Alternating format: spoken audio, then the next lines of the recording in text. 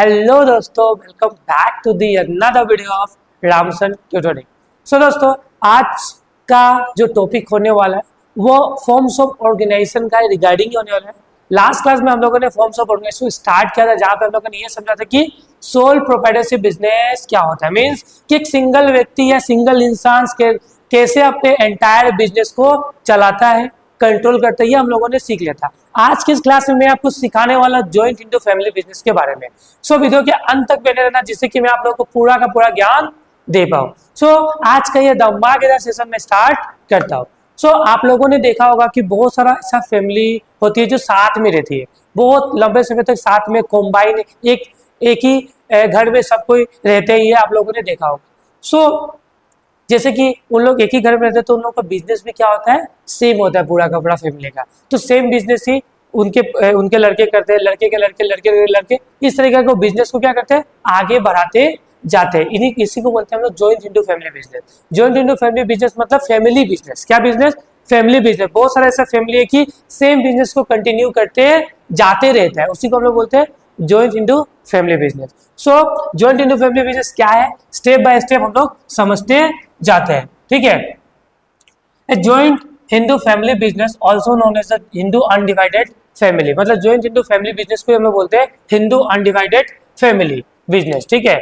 It is a oldest form of business organization in India. India में ये बहुत पुराना बिजनेस ऑर्गेनाइजेशन माना जाता है। इंडिया में ये बहुत पुराने वक्त से चलते आ रहा है ये बिजनेस। ठीक है। जॉइंट हिंदू मतलब फैमिली बिजनेस बहुत पुराने वक्त से चलते आ रहा है, जो आज भी कंटिन्यू है। It is govern by the Hindu law. इसे कौन गवर्न किया है? इसे हिंदू लॉ ने गवर्न किया है। हिंदू सक्सेशन एक्ट 1956 में ये हिंदू फैमिली बिजनेस आया था। And it is prevalent amongst the Hindus, Jains, Sikhs, Buddhist in India. मतलब ये बिजनेस कहाँ तक फैला हुआ है? जैन्स में हिंदू करते हैं बिजनेस, जैन्स में भी ये बिजनेस फैला हुआ है। ठीक है। सिख्स भी ये बिजनेस बहुत करते हैं, बुद्धिस्ट भी करते हैं इन इंडिया में। ठीक है। It refers to a form of organization wherein the business is owned, carried on by members of the Hindu undivided family। मतलब एक फैमिली के जितने मेंबर्स होते हैं ना, तो इस तरीके का बिजनेस को क्या करते हैं, चलाते हैं। मतलब एक फैमिली में जितना मेंबर्स हुआ ना, वह क्या करेगा, सभी मेंबर्स मिलके ना ये बिजनेस को चलाने वाला है बेसिकली। ठीक है। फिर the basic membership in the business is the birth in a particular family and their successive generation can be members in the business. देखो, अगर मान लो कि आप लोगों को हिंदू अनडिवाइडेड फैमिली का मेंबर होना है, तो बेसिकली आपको उसी फैमिली में जन्म लेना होगा। तो जन्म लेते ही आप उस फैमिली बिजनेस के क्या बन जाओगे, मेंबर बन जाओगे। ठीक है। तो जॉइंट हिंदू फैमिली बिजनेस में अगर किसी को मेंबर बनना है तो उसे उस फैमिली में जन्म लेना पड़ेगा। तो यहाँ पे लिखा हुआ है the basic membership in the business is the birth in a particular family. उस फैमिली में जन्म ले लो, या successive generation can be members in the business. ठीक है। फिर देखो, the business is control by head of the family who is oldest member and is called कर्ता। मतलब देखो, इस बिजनेस का जो कर्ता धर्ता होता है उसे हम लोग कर्ता बोलते हैं। क्या बोलते हैं? इस बिजनेस का जो कर्ता धर्ता मीन्स पूरे एंटायर बिजनेस को कंट्रोल एक सिंगल पर्सन करता है, और वो सिंगल पर्सन फैमिली का हेड होना चाहिए। एक दादाजी उस फैमिली को क्या करते हैं, उस पूरे बिजनेस को चलाते हैं। तो मेन जो पर्सन होता है जो एंटायर बिजनेस को चलाता है, उसका नाम क्या होता है भाई? कर्ता। ये जो कर्ता ही है वो पूरा एंटायर बिजनेस को दोस्तों क्या करता है, चलाता है। ठीक है। फिर all members have equal ownership. देखो यहाँ पे क्या होता है ना भाई, कि all members have equal ownership right over the property of an ancestor and they are known as the co-partners. मतलब यहाँ पे जो भी मेंबर्स होगा जॉइंट हिंदू फैमिली का, उसका सबका ओनरशिप का राइट ना दोस्तों इक्वल होता है। क्या होता है भाई? इक्वल होता है। और फिर जो पर्सन बिजनेस में इन्वॉल्व रहता है उससे हम लोग को-पार्टनर्स बोलते हैं। क्या बोलते हैं? को-पार्टनर्स बोलते हैं। मतलब एंसेस्टर मतलब जो पूर्वजों से प्रॉपर्टी मिला हुआ है, सो उन सभी का ओनरशिप क्या होता है, सभी में इक्वली बैठता है, और साथ ही साथ उन लोगों को को-पार्टनर्स बोला जाता है। ठीक है। फिर the Hindu undivided family business consist of two system under the Hindu law. देखो, हिंदू अनडिवाइडेड फैमिली दो सिस्टम से चलता है। क्या होता है? दो सिस्टम से चलता है। देखो, the Hindu undivided family business consist of two system under the Hindu law. Hindu law में इसका दो तरीके का सिस्टम है। एक तो होता है आपका सिस्टम क्या, दयाभाग सिस्टम, दयाभागा सिस्टम। क्या होगा?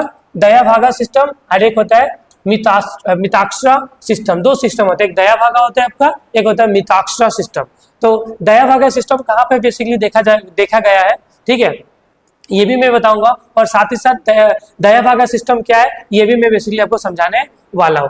तो this system is common in West Bengal. ये सिस्टम बेसिकली वेस्ट बंगाल और असम में देखने को मिलता है।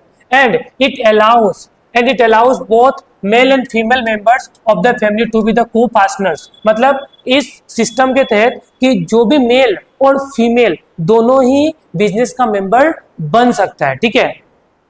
A member cannot make a claim to inherited property until his and her father passed away। और वो प्रॉपर्टी के लिए क्लेम भी नहीं कर सकता है, ठीक है ना। यहाँ पे फिर मित्राक्षा सिस्टम में क्या होता है ना, this system prevails all over India, ठीक है, except in West Bengal and Assam. Assam को छोड़ के और वेस्ट बंगाल को छोड़ के ये सिस्टम हर जगह है, ठीक है, फैला हुआ है।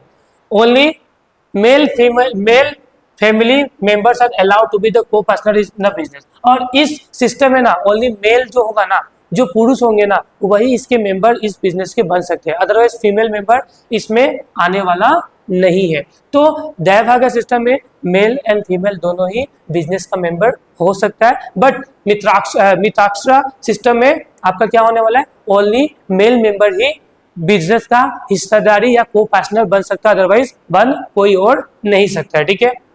फिर नेक्स्ट आपका है features of joint Hindu family business. अब देखो इसका क्या क्या फीचर्स है। The features of the Hindu undivided family are as follows.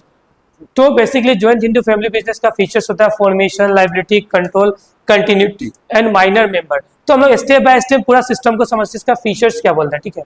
तो पहला फीचर है फॉर्मेशन, ठीक है। तो पहला फीचर क्या है, फॉर्मेशन मतलब बनाना।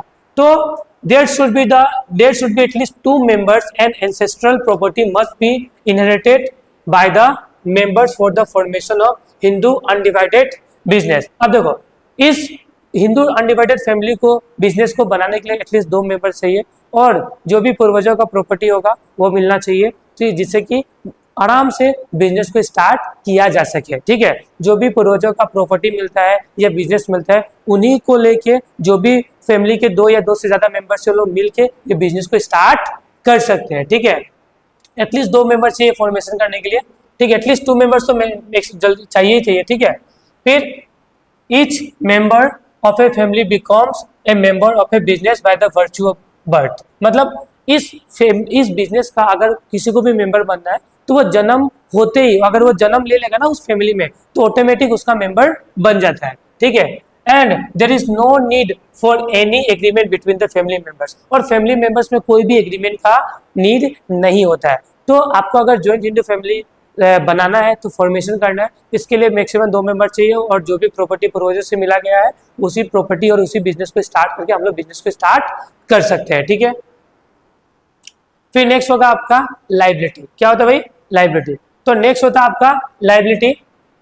तो देखो यहाँ पे ना क्या होता है भाई, पता है कि जो कर्ता होता है ना उसका लायबिलिटी अनलिमिटेड है, जो फैमिली का हेड है तो उसका ना लायबिलिटी अनलिमिटेड होने वाला है, ठीक है। और बाकी का जो भी मेंबर्स है ना, बाकी मेंबर जो भी जिसको को पार्टनर्स बोलते हैं ना, उनका लायबिलिटी लिमिटेड रहता है, बट यहाँ पे कर्ता का लायबिलिटी क्या होता है, अनलिमिटेड होता है, ठीक है। कर्ता का जो भी पर्सनल एसेट्स है वो भी बिक सकता है लायबिलिटी को देने के लिए। मतलब जो लायबिलिटी मींस ऑब्लिगेशन टू पे, जब बिजनेस को किसी को कुछ देना होता है तो बिजनेस के लिए लायबिलिटी होता है। तो यहाँ पे ही बोला गया है कि the liability of the all member except karta is limited to the share of co-partnery property of the business. यहाँ में देखो मतलब अगर कर्ता को छोड़ दिया जाए तो बाकी सबका लायबिलिटी क्या होता है, लिमिटेड होता है, उसका शेयर तक, जितना उनका शेयर होगा ना उन्हीं तक, उतने ही तक उनको अपना लायबिलिटी का पेमेंट करना होगा, अदरवाइज करने का कोई नीड नहीं है, ठीक है। However the karta has the unlimited liability and his personal properties can be used for paying the debts of the business. और जो कर्ता का ना भाई पर्सनल एसेट्स होगा ना, पर्सनल प्रॉपर्टी होगा ना, उसे भी लेके बिजनेस का लायबिलिटी को पे करना पड़ सकता है, ठीक है। इसलिए इसमें इस बिजनेस का सबसे बड़ा मजा बात है कि कर्ता का लायबिलिटी अनलिमिटेड होता है, लेकिन जो भी घर के मेंबर्स होंगे ना उनका लायबिलिटी उनके शेयर तक ही सीमित रहता है, ठीक है। ये देखने से एक अच्छा भी बात है और देखने से एक खराब भी बात है। कर्ता के लिए खराब है तो अदर पार्टनर्स के लिए अच्छा है, ठीक है, को पार्टनर्स के लिए अच्छा है। कंट्रोल, अब देखो यहाँ पे कंट्रोल कौन करता है भाई, सीधा कर्ता करता है, कंट्रा ही करता ही कंट्रा नहीं कर्ता सॉरी हाँ, तो कर्ता ही पूरा एंटायर बिजनेस को कंट्रोल करता है और साथ ही साथ डिसीजंस भी कौन लेता है भाई, कर्ता ही लेता है। तो कर्ता के हाथ में ना भाई पूरा कर्ता धरता है, सब कुछ वही करता है, ठीक है ना। तो karta controls the entire family business, he has authority to manage the business, उसकी उसी का अथॉरिटी होती है कि पूरा बिजनेस को मैनेज करे। He takes all the decision and his decision binding on the all the co-partners, वो जो भी डिसीजन लेगा तो को पार्टनर को भाई मानना पड़ेगा, ठीक है। कंटिन्यूटी, अब इसका कंटिन्यूटी मतलब देखो, हालांकि जो भी हिंदू अनडिवाइडेड फैमिली बिजनेस होता है ना वो 3 पीढ़ी तक चलता है और 3 पीढ़ी के बाद वो खत्म हो जाता है, तो बेसिकली वो 3 पीढ़ी आराम से चलने वाला है बिजनेस, ठीक है। The business continues even after the death of karta, कर्ता के मरने के बाद भी वो बिजनेस चलेगा। कर्ता के बाद जो फैमिली के और ओल्डेस्ट होंगे ना, ओल्डेस्ट होंगे, उनको वो बिजनेस का राइट्स या कंट्रोल मिल जाता है, मतलब कर्ता के बाद उनके छोटे भाई उसको मिल जाएगा, फिर वो जाने के बाद उसके छोटे भाई उनको मिल जाएगा, फिर वो जाने के बाद उसके छोटे भाई, से करके होता है। The business continues even after the death of karta, the next earliest member takes up the position of karta, karta का पोजीशन ले लेता है। And leaving the business stable, the business can however be terminated with the mutual consent of all members। अगर business को खत्म करना तो business सभी मेंबर्स का क्या लेना होगा, सहमति लेना होगा, ठीक है, तो ही बिजनेस को आप लोग खत्म कर सकते हैं। अदरवाइज बिजनेस ये खत्म नहीं होता है, कंटिन्यू रहता है, क्योंकि एक के जाने के बाद दूसरा ओल्डेस्ट मेंबर उस फैमिली का उस बिजनेस का क्या बनता है, कर्ता बन जाता है, ठीक है।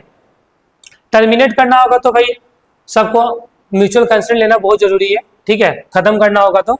माइनर मेंबर, अब देखो इस बिजनेस का यही खासियत है, अगर बच्चा जन्म ले लिया उसका, अगर माइनर मीन्स जिसका एज 18 साल से कम है, भाई आप लोग अभी सभी माइनर ही होंगे ना, तो जिनका एज 18 ईयर्स का बिलो होता है उसे हम लोग माइनर कहते हैं, क्या कहते हैं भाई, माइनर कहते हैं। तो माइनर इस बिजनेस का मेंबर इजिली बन जाएगा, क्योंकि जन्म लेते ही उस बिजनेस का मेंबर कौन बन जाता है, मतलब जन्म लेते ही कोई भी इंसान उस बिजनेस का क्या बन जाता है, मेंबर। तो यहाँ पे इजीली माइनर मेंबर बन सकता है। तो minor can also be the member of the business as a membership in the arise by the virtue of, जैसे उसका जन्म हुआ भाई वो बिजनेस का मेंबर बन गया, ठीक है।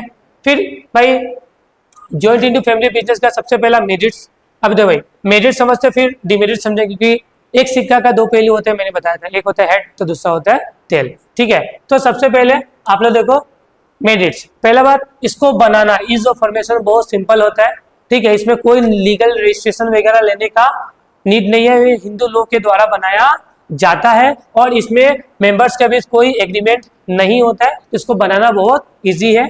इफेक्टिव कंट्रोल, अब देखो कर्ता ही एक मेंबर होता है जो सबसे बड़ा होता है और वही क्या कर सकता है, पूरा का पूरा बिजनेस को कंट्रोल कर सकता है, डिसीजन लेता है, तो ये भी क्या होता है, बिजनेस के लिए बहुत अच्छा होता है, और एक तरह से अच्छा भी है और खराब भी है। तो अभी तो मेरिट्स पर है, तभी क्या है तो अच्छा है, मतलब देखो इफेक्टिव कंट्रोल का मतलब कि अच्छा कंट्रोल, मतलब बहुत अच्छा कंट्रोल होता है। अगर एक पर्सन कंट्रोल करता है तो पूरा एंटायर बिजनेस को कंट्रोल कर लेगा विदाउट कोई डिफिकल्टी, क्योंकि डिसीजन मेकिंग बहुत फास्ट होगा। अगर डिसीजन मेकिंग फास्ट होगा तो कंट्रोल भी बहुत इजी होगा। The karta has complete authority over all decision which avoids the conflicts amongst the member as there is no interference from anybody, it leads to the quick decision making. देखो करता ही पूरा business का decision लेता है, क्योंकि इसमें जो भी फैमिली मेंबर्स होता है वो बिजनेस के डिसीजन में इंटरफेरेंस नहीं देता है, ठीक है, इसी के लिए इसमें डिसीजन मेकिंग बहुत इफेक्टिव होता है और सभी कंट्रोल बहुत इफेक्टिव होता है। फिर कंटिन्यूड बिजनेस एक्सिस्टेंस, मतलब देखो इसमें बिजनेस बहुत कंटिन्यू होता है, क्योंकि कर्ता के डेथ के बाद भी और भी जो फैमिली के एल्डेस्ट मेंबर होंगे वो क्या बन जाएंगे, कर्ता बन जाएंगे, ठीक है, कर्ता बन जाएगा और बिजनेस को चला पाएंगे, ठीक है। फिर next limited liability of member, अब मैंने बताया था ना कि इसमें मेंबर्स का लाइबिलिटी बहुत लिमिटेड रहता है, इसमें सिर्फ कर्ता का लाइबिलिटी अनलिमिटेड होगा, बाकी लिमिटेड, बाकी जो भी को पार्टनर्स है ना, को पार्टनर के लाइबिलिटी क्या होने वाले, लिमिटेड होने वाले, क्या बच्चों, लिमिटेड होने वाले, ठीक है। तो लिमिटेड लाइबिलिटी मेंबर्स मतलब द लाइबिलिटी ऑफ ऑल को पार्टनर एक्सेप्ट द कर्ता, कर्ता को छोड़ के बाकी जितने भी को पार्टनर है ना भाई, सबके लाइबिलिटी क्या है, लिमिटेड है, सिर्फ कर्ता का लाइबिलिटी भाई अनलिमिटेड है। इंक्रीज लॉयल्टी एंड कोऑपरेशन, अब देखो अगर मान लो एक ही फैमिली के सब लोग हैं तो सब लोग मिलके काम करेंगे, इससे लॉयल्टी ऑनेस्टी बढ़ेगा, बिजनेस और अच्छा होगा, नहीं ग्रोथ ज्यादा करेगा ही नहीं करेगा, क्योंकि फैमिली मेंबर एक मेंबर दूसरे मेंबर को समझते हैं। Since the business is controlled by the family members there is strong loyalty amongst them Quality in business growth is connected to the family achievements, which helps in obtaining the improved collaboration from the all members. और all members से पूरा collaboration मिलता है, सब मिल के काम करते हैं, इससे बिजनेस बहुत फास्ट ग्रोथ होगा। अब भाई मेरिट्स है तो भाई डिमेरिट्स होगा। सबसे पहला डिमेरिट्स क्या भाई, लिमिटेड रिसोर्स। अब देखो जो पूर्वजों से प्रॉपर्टी मिला या बिजनेस मिला, उन्हीं बिजनेस उन्हीं प्रॉपर्टी को लेके आगे बिजनेस को कंटिन्यू करना होता है, इसलिए इसमें रिसोर्सेज बहुत भाई लिमिटेड है। क्या भाई, लिमिटेड है, ठीक है। क्या भाई लिखा हुआ है, the joint into family business faces the problem of limited capital as it depends mainly ancestral property the limit scope of expansion of business. इसका मतलब क्या होता है, एंसेस्ट्रल मतलब जो पूर्वजों से आया हुआ है, ठीक है ना, पूर्वज प्रॉपर्टी, ठीक है। और जब पूर्वजों से जो भी प्रॉपर्टी मिला बहुत लिमिटेड होता है, ठीक है, उसी से बिजनेस को एक्सपांड भी किया जाता है, उसी में सब कुछ किया जाता है, इसमें रिसोर्स जो होता है ना बहुत लिमिटेड होता है, ठीक है।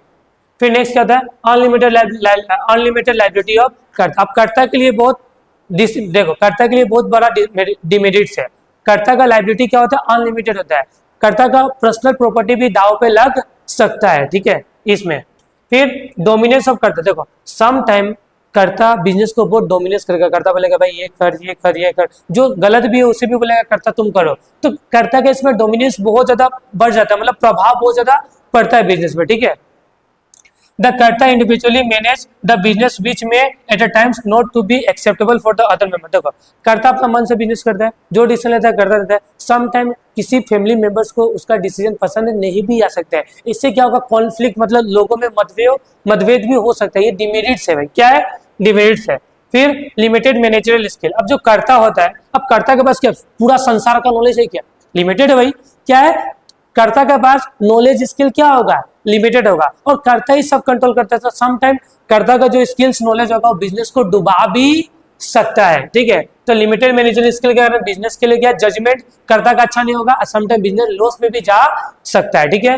यहाँ पे लिखा कर्ता can not be expert in all areas of management, his poor judgment may affect the business, his failure to make the good decision may even lead to the financial difficulties and losses। देखो कर्ता का देखो, कर्ता simple सा बात, हर field में expert है क्या भाई, नहीं है। कर्ता फील्ड में जब हर फील्ड में एक्सपर्ट नहीं है तो सम टाइम जो उसने डिसीजन लिया वो फेल भी हो सकता है, अगर फेल होगा तो बिजनेस को लॉस या डिफिकल्टीज का सहना पड़ सकता है बिजनेस को, ठीक है।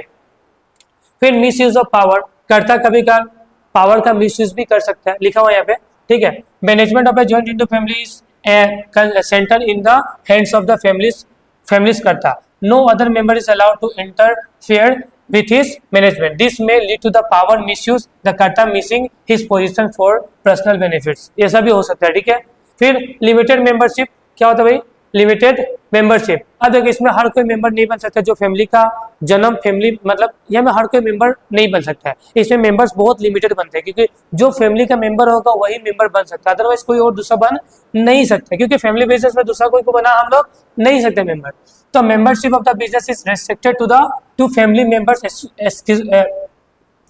exclusively, no one from the outside joint Hindu family business can join the business, therefore the face the demerits of the limited membership। देखो इसमें सिंपल सा बात है भाई कि जो भी जॉइंट हिंदू फैमिली होता है, जो भी जॉइंट हिंदू फैमिली का बिजनेस होता है, उसमें जो मेंबरशिप होता है ना भाई बहुत लिमिटेड होता है। कैसे लिमिटेड होगा, क्योंकि देखो जो फैमिली के मेंबर होंगे वही बिजनेस के मेंबर बन सकते हैं, अदरवाइज आउटसाइडर लोग कभी भी फैमिली के मेंबर नहीं बन सकते और बिजनेस का मेंबर भी नहीं बन सकते। तो ये था आपका demerits of joint Hindu family business, ठीक है। सो आज का क्लास फाइनली करता हूँ मैं समाप्त। आई होप आज का क्लास आपको अच्छा लगा होगा। अगर इसके रिगार्डिंग आपको कोई भी डाउट्स हो तो प्लीज कमेंट बॉक्स खुला हुआ है, कमेंट बॉक्स में कमेंट कीजिए, जिससे कि मैं आप लोगों का डाउट सॉल्व कर पाऊँ। अगर वीडियो अच्छा लग रहा हो तो अपने दोस्तों के साथ शेयर कीजिए, कमेंट कीजिए और हमारे इस चैनल को सब्सक्राइब कीजिए। मिलता है हमारे नेक्स्ट वीडियो में, जहाँ पे मैं आप लोगों को और भी फॉर्म्स ऑफ ऑर्गेनाइजेशन को बताने वाला हूँ।